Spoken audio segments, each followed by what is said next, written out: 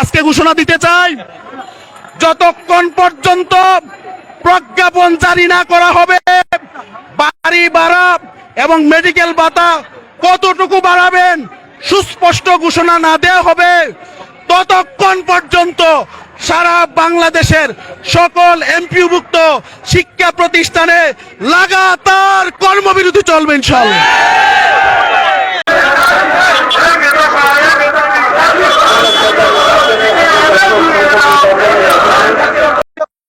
করে যখন চাকরি পায়, এখানে পুলিশ ভাইরা আছে, গোয়েন্দা সংস্থার লোক আছে, অনার্স মাস্টার্স করে 12,500 টাকা বেতনে একটা স্কুলে এনটিআরসির মাধ্যমে এখন নিয়োগ পাচ্ছে।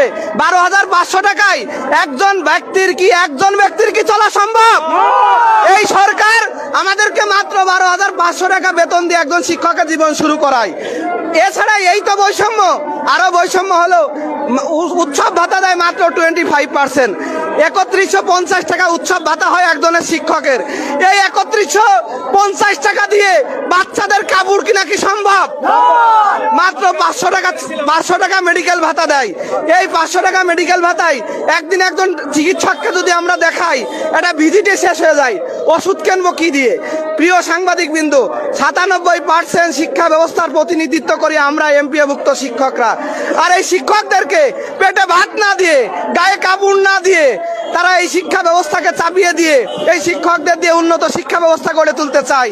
কাজেই আমরা সরকারকে বলতে চাই যে আমাদের যদি সরকারি নিয়মে বাড়ি ভাড়া না দেন এবং আমাদের উৎসব ভাতা যদি 100% না করেন এবং মেডিকেল ভাতা যদি আমাদের সরকারি নিয়মে না দেন, তাহলে এই পেটে ক্ষুধা নিয়ে আর গায়ে কাপড় না নিয়ে আমরা আমাদের শিক্ষার্থীদের ভালো করে পড়াশোনা করাতে পারবো না।